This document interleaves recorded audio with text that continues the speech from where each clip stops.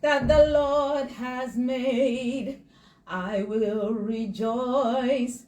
I will rejoice and be glad in it, and be glad in it. For this is the day that the Lord has made. I will rejoice and be glad in it.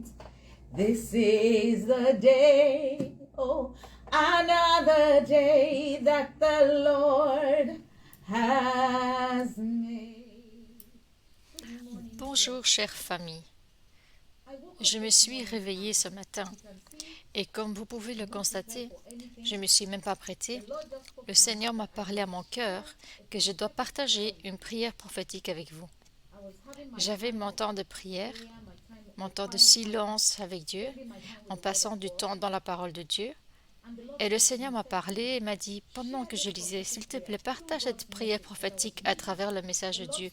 Le Seigneur m'a parlé à travers le livre de Philippiens 4, à partir du verset 4.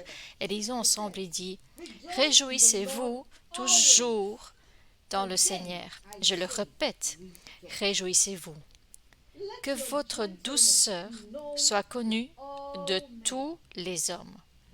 Le Seigneur est proche. Écoutez le verset 6, il dit, ne vous inquiétez de rien, mais en toutes choses, faites connaître vos besoins à Dieu par des prières et des supplications, avec des actions de grâce. Et la paix de Dieu, qui surpasse toute intelligence, gardera vos cœurs et vos pensées en Jésus-Christ.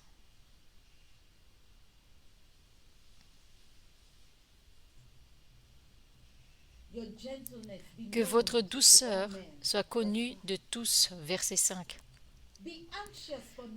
Ne vous inquiétez de rien. Verset 6. Mais par la prière, la supplication et les actions de grâce, faites connaître votre demande au Seigneur. Et la paix de Dieu. Waouh! La paix de Dieu, qui surpasse ce que les hommes peuvent comprendre, gardera vos cœurs et vos pensées en Jésus-Christ. Ce message est prophétique. Le Seigneur dit, votre avenir, à travers de ce message, sera façonné en ce moment. Quoi que vous traversiez, ma famille, quelle que soit votre situation, cela n'est pas hors du contrôle de Dieu. Écoutez la voix de Dieu. Il dit, réjouissez-vous. 1. Soyez doux et faites-le savoir à tous les hommes, pas prétentieusement.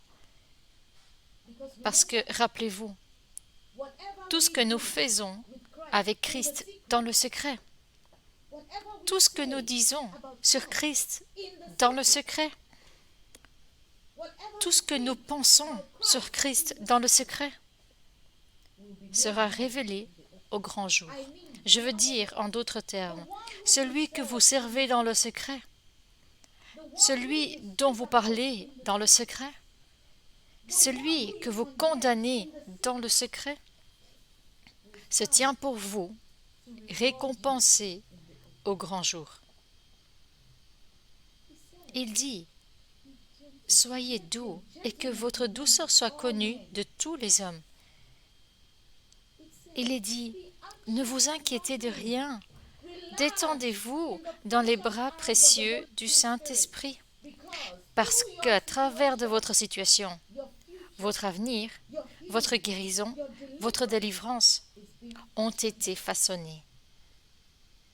À travers de vos épreuves, à travers de votre pauvreté, à travers de vos échecs, votre avenir, votre bénédiction, votre prospérité, votre fécondité ont été façonnés en ce moment. Il y a des gens qui se moquent de vous, qui se moquent de votre Dieu, laissez-les rire.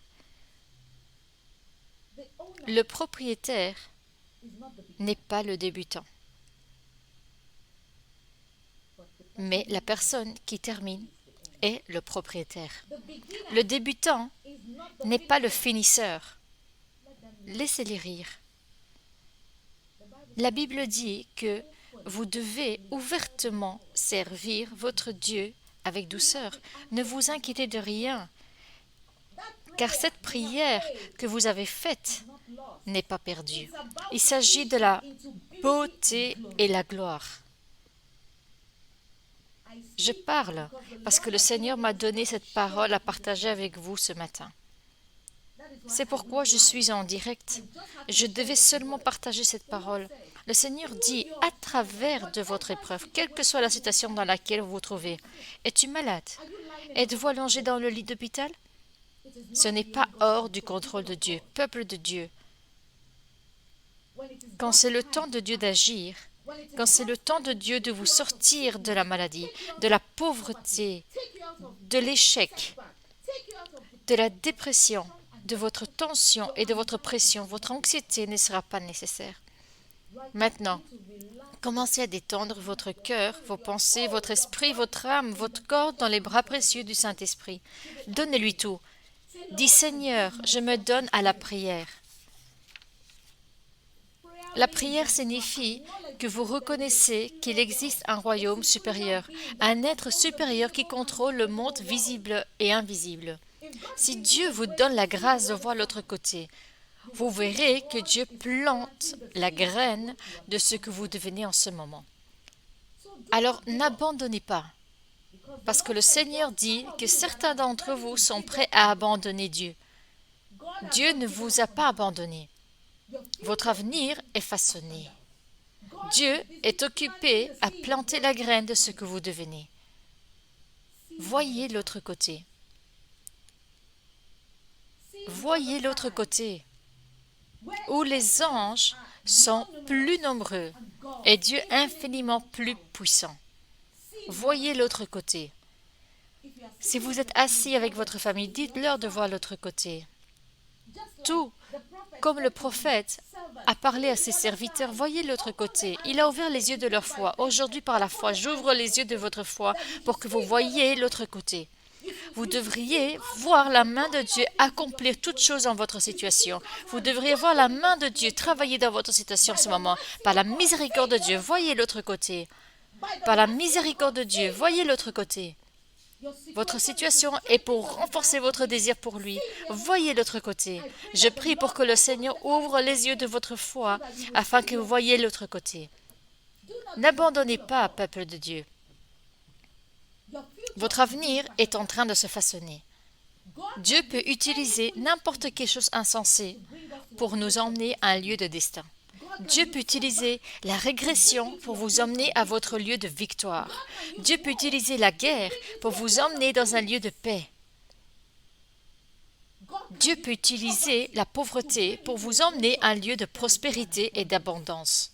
Dieu peut utiliser la maladie pour vous emmener à un lieu de guérison, de connaissance de soi et de confiance en Dieu. Dieu peut utiliser la stérilité pour vous emmener à un lieu de fécondité. Voyez l'autre côté.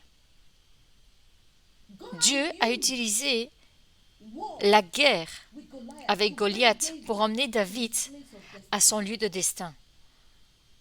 Dieu a utilisé la rencontre d'Esther avec Agé pour l'emmener à son lieu de destin, pour emmener sa nation à un lieu de destin.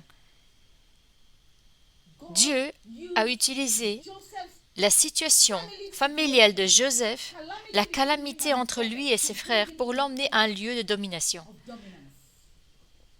Voyez l'autre côté. Maintenant, prions pour la miséricorde de Dieu. Miséricorde de Dieu. Miséricorde de Dieu et faveur. Je prie pour que le Seigneur vous donne miséricorde et faveur. De commencer à demander la miséricorde de Dieu, la grâce de voir l'autre côté. Vous avez besoin de grâce quand vous voyez l'autre côté. Vous aurez une compréhension de l'action de Dieu dans votre situation. Vous commencerez à travailler avec le projet de Dieu. Vous verrez la vie comme Dieu la voit. Maintenant, demandez cette grâce. Dieu, donne-moi la grâce de voir l'autre côté. Commencez à demander la miséricorde et la grâce de Dieu pour voir ce que Dieu voit. Connaître l'opinion de Dieu sur vous-même et sur les autres. Vous qui êtes dans le lit d'hôpital, levez-vous au nom de Jésus-Christ, car Dieu plante la graine de votre guérison ce moment même. Levez-vous au nom de Jésus-Christ. Tout ce dont il a besoin, c'est votre sincère volonté.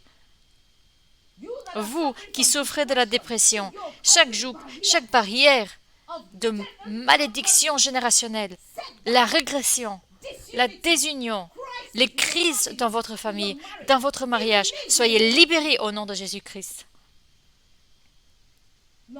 Seigneur Jésus, merci pour ta miséricorde.